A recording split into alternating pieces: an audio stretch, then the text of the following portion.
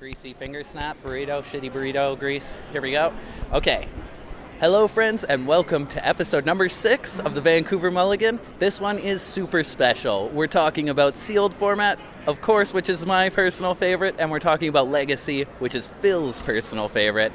And I would personally like to welcome you to the Magic the Gathering Modern Grand Prix, Vancouver 2017.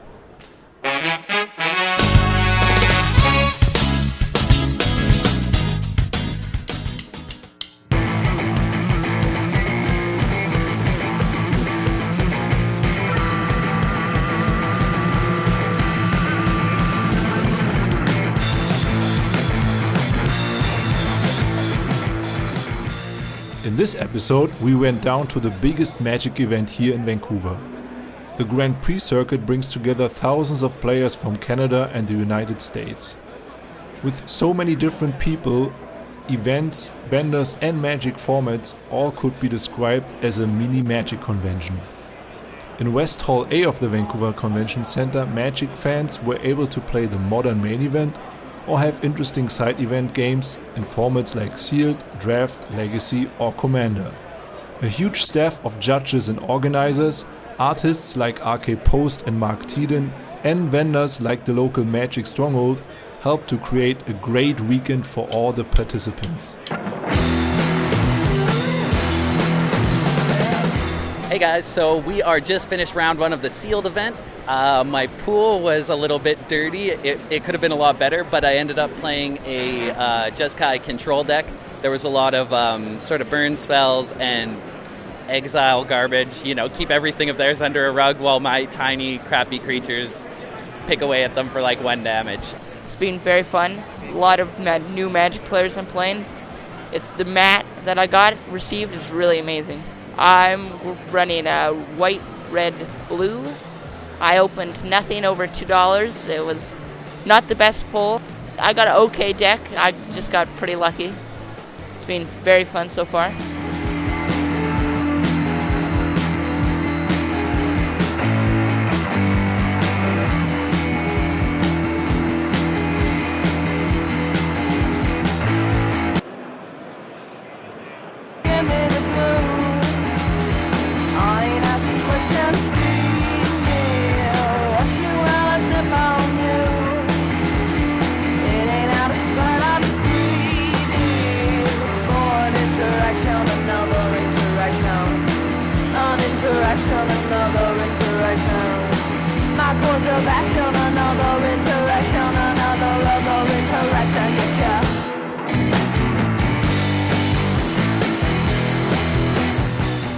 That round went not as well as it could have or should have, I think. I lost that one 2-1 against a green-red, sort of, I guess, maybe a little bit of an aggro shell, which was working quite well. I just couldn't build up a board presence and wound up losing because of that. So it happens, but we'll see if we can get a win back on this next one.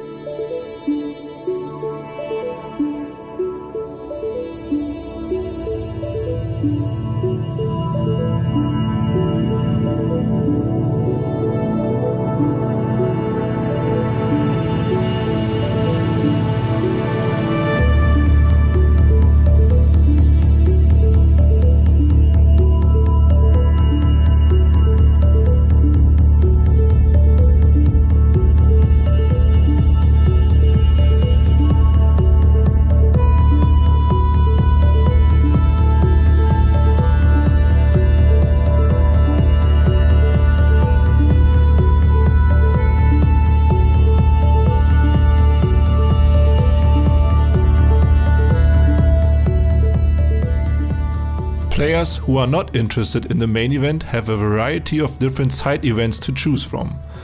After you have registered and paid an entry fee, you can sit together and either draft all day long or play sealed events.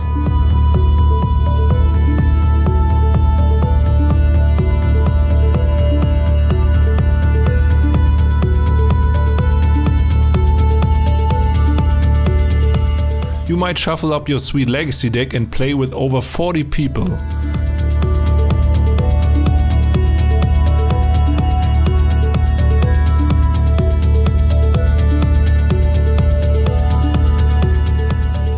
China fans were able to battle in multiplayer games or in 1 vs 1 Canadian Highlander. A format that looked pretty fun was the two-headed giant seal deck event.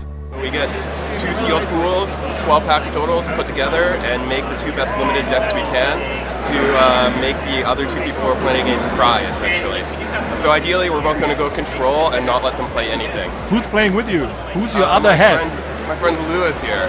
Hey, how's it going? I know this guy. Yeah. So we're looking to make as janky of a deck as possible, and we'll see how it goes.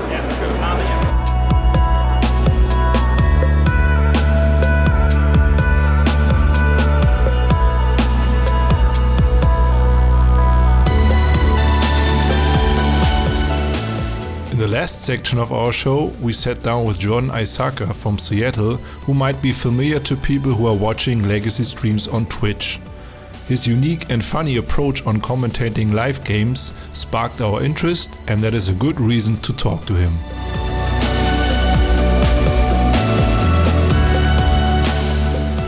I've hooked up kind of with Cardkindom and Mox Boarding House. I do some amount of Legacy commentary for those guys.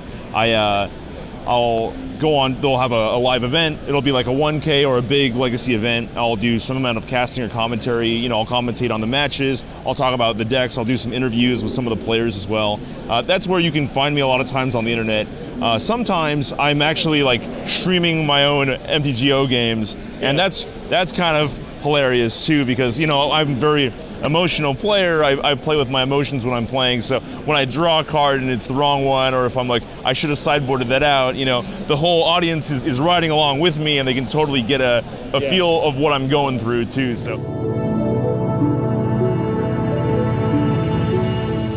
eventually I kind of played all the way up and through kitchen table style through Kamigawa, and there was an event or a tournament series in like 2001 to 2003 that was it was a place called Third Place Books. They had Legacy, and it was 1.5 back in the day. And what's really interesting is that 1.5, this was before Star City came around, and so cards were actually like very cheap and very accessible. I remember there was a card shop down in Renton. The owner, Shane, opened a binder. It was like a binder of commons and uncommons, and flipped to the back. He sold me English Caracas, 50 cents. For 2 quarters, 2 American quarters. And that was kind of, you know, the beginning of when I really like started collecting. I had a collection of cards, right, and I played a lot of Legacy. I sort of kind of progressed through and learned that, oh, there's other formats and there's other things to play. And so when you're a kitchen table player, you kind of instantly gravitate towards being able to play with all the cards you already own. You don't want to have to go out and buy new cards. So that was appealing to play Legacy at like kind of a local store.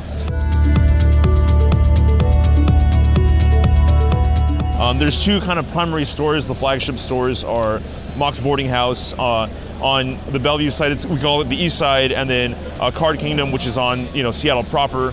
And those 2 stores kind of take the brunt of a lot of the interest for Magic the Gathering, right? They'll hold a lot of drafts and tournaments as well. And then on top of that, you'll actually have some smaller mom and pop shops, which are a little bit cozier. You get to meet the owners a lot more often and talk to a lot of people. Those stores also have, they're called, you know, the LGS style, right, stores.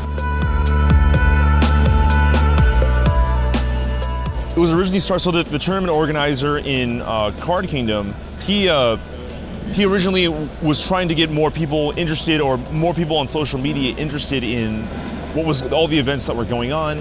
And Legacy was always kind of seen as like, not necessarily inaccessible, but the community was really tight-knit. And we were trying to figure out, how do you have commentators reach out and engage other people, right? Yeah, Josh Monks was kind of one of the originators. He was the original host.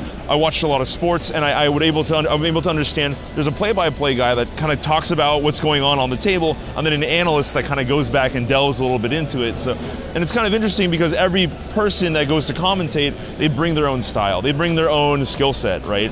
And you know, if it's one of those things where if you have if you have somebody who's emotional and gets excited, then you can really, the crowd can get engaged when something crazy happens. You can tell the crowd, oh, this is a huge draw. He needs to draw this. Oh, and he drew it, and it's so crazy, right? And that's what's kind of cool about it. You can you really need to engage yourself, but also engage the people around you too, right? So, some of the other co-casters and co-commentators have been. Sean Yu's a great analytical guy. He plays a lot of Legacy, and he's played it for a long time too. And there's some other players that have kind of been on the periphery that they've wanted to kind of come in and do some commentary.